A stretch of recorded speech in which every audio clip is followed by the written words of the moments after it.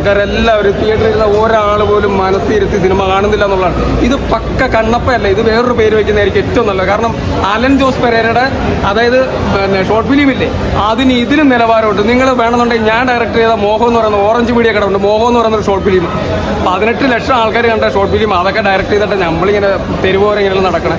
അത്രയും ഇത് കുടുംബാധിപത്യമാണ്. പുള്ളിയുടെ അപ്പനും പുള്ളിയുടെ കൊച്ചുമോനും കൂടെ വന്ന് അഭിനയിച്ചേക്കാണ്.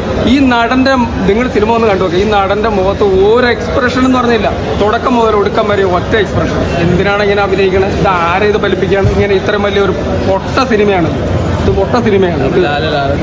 ലാലേട്ടൻ്റെ അടുത്ത് ഞാൻ പറഞ്ഞില്ലേ, ലാലേട്ടൻ തുടരും എന്ന് പറഞ്ഞൊരു സിനിമയ്ക്ക് ഞാൻ റിവ്യൂ എടുത്ത ആളാണ്. ലാലേട്ടൻ്റെ ഒരു പക്ക ഫാനാണ് ഞാൻ. എല്ലാ സിനിമകളും ഇവിടെ ലാലേട്ടൻ്റെ കഴിഞ്ഞ സിനിമകൾക്കൊക്കെ ട്രോൾ വന്ന സമയത്തും ലാലേട്ടനെ ഉയർത്തി കാണിച്ച ഒരാളാണ് ഞാൻ. അദ്ദേഹത്തിന് തുടർന്ന് കൊടുത്തു. അതിന് മുമ്പ് ഇറങ്ങി അദ്ദേഹം ഡയറക്റ്റ് ചെയ്ത സിനിമയ്ക്ക് പോലും റിവ്യൂ കൊടുത്ത ആളാണ് ഞാൻ. പക്ഷേ ഈ സിനിമയ്ക്കകത്ത് അദ്ദേഹം അഭിനയിക്കാൻ പാടില്ലെന്ന് എൻ്റെ ഒരു ഒപ്പീനിയനാണ്. ഞാൻ കാല് പിടിച്ച് പറയണം ലാലേട്ടനോട്, ഇത്തരം സിനിമകളിലൊന്നും ഇങ്ങനെ പോയി അഭിനയിക്കരുത്.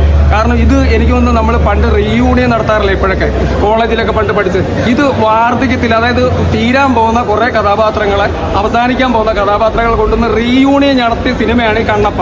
ശരിക്കും റീയൂണിയൻ ആണിത്. അവർ കോളേജ് മാറ്റിയിട്ട് ഇതൊരു സിനിമയാക്കി, അത്രേ ഉള്ളൂ. അക്ഷയ് കുമാർ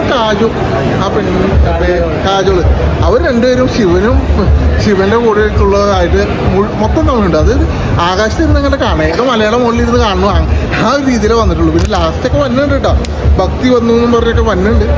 അല്ലാണ്ട് എനിക്ക് ഈ പടം കണ്ടിട്ടൊന്നും തോന്നിയില്ല സത്യം പറഞ്ഞാൽ, അതാണ് കാര്യം.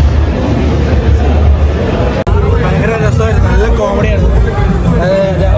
ആദ്യം തുടക്കം തൊട്ട് അക്ഷയ് കുമാർ ഡാബർലാലിനെ പോലെ ചിരിച്ചുകൊണ്ടൊക്കെ നല്ല രസകരമായിട്ട് ചിരിച്ചിറങ്ങാം, നല്ല അടിപൊളിയാണ്. 60 വയസ്സ് കഴിഞ്ഞവർക്കൊക്കെ ഭക്തിപരമായിട്ടൊക്കെ കാണാൻ പറ്റിയ പടം.